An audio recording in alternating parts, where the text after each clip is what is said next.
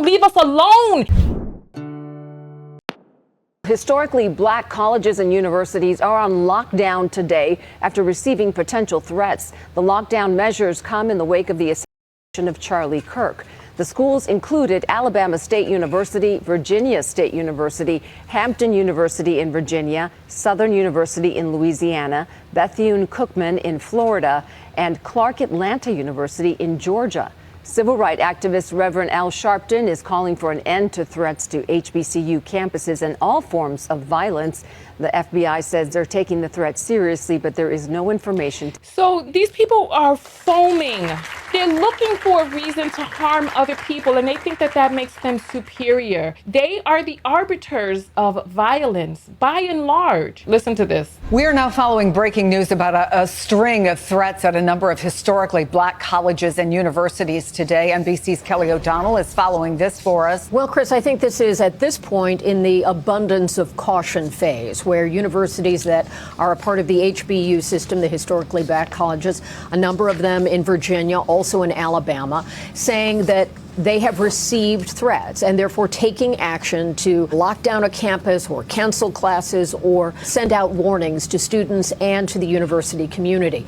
Obviously, just one day after the Charlie Kirk assassination, in an environment where we have seen a lot of violence and a lot of acting out of dangerous threats where citizens can be inadvertently involved in a dangerous circumstance. This is the kind of thing where universities, as they assess a situation, make a determination for what is best for their community and to try to reduce the potential for any harm. By locking down or canceling classes, it clearly reduces the amount of foot traffic. It allows authorities to follow through on any leads. We have made outreach to different kinds of law enforcement, from the federal to the state level and local communities, as well as the Department of Education.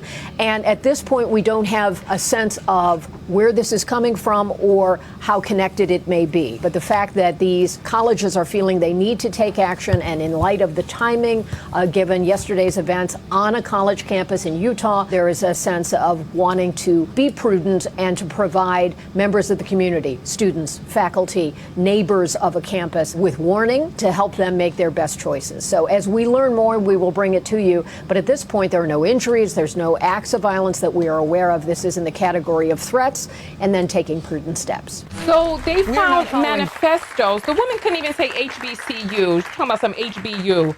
And she's doing the story. Nonetheless, they found manifestos threatening violence on these historically black colleges and universities. They even threatened Spelman, which is an all-girls college in the AUC. I was on campus yesterday, and they announced that Clark Atlanta was targeted because of this Charlie Kirk situation. I was disgusted because I'm like, what Clark Atlanta got to do with this? What does any HBCU have to do with this? But they're just looking for a reason. They want to come in our space. They want to be up in our face. They just won't leave us alone. And I just wish that they would just go be around the people they want to be around. I'm not getting it. And I don't know what's going on in this country, but this is becoming far too much. Let's hear a little bit about this guy and who he was. The revolution will not be televised, and talking about certain controversial topics in America has had an effect on my channel. So thank you to all the new people who have subscribed. And for the people who thought you were subscribed, take a look around and make sure that you're still subscribed. And if this is your first time coming across me, subscribe now so that you can be sure that you'll find me again. Robinson and his family don't look like trans liberals to me. Tyler's family is registered Republicans. His father is a minister and former law enforcement.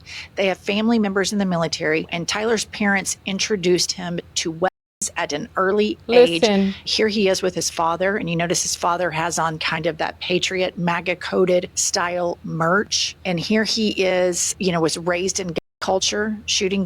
So we knew that the person who shot Kirk would have to have experience. Look at him as a little boy. Here he is as a very small child with an assault rifle. This has sadly become a huge part of American culture, where kids, here he is sitting down with a huge weapon. So this fits not the profile of a radical leftist, because we don't go to gun shows and take photographs with weapons. This sadly is what always comes out about these right-wing extremists. culture is a huge part of it, loneliness, radicalization online. The Pumps, what did you say, the Utah governor? All this is breaking very quickly. The Associated Press is reporting what, Pumps? That Tyler Robinson had become radicalized and got into politics recently and did not believe what Charlie Kirk believed, but it doesn't go into specifics.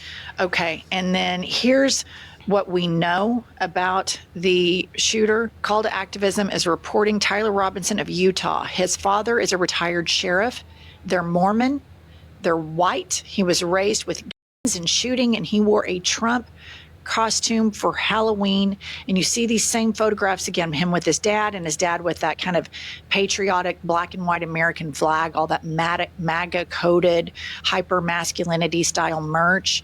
And you see the gun in his hands when he is a small child. Within the MAGA movement, if somebody steps out of line, they start to intercannibalize.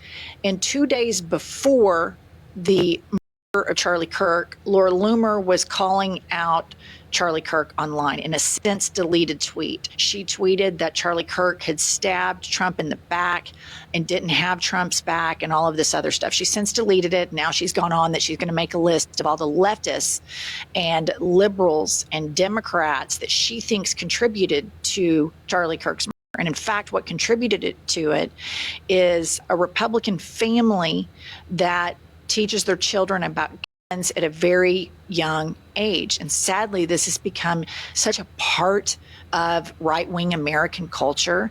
Wow. Wow. Hey Knockout, thanks for watching. This video set your soul on fire. Make sure that you return the favor by making sure that you're subscribed and watching one of the other videos. QR code in the middle gives you my personal link.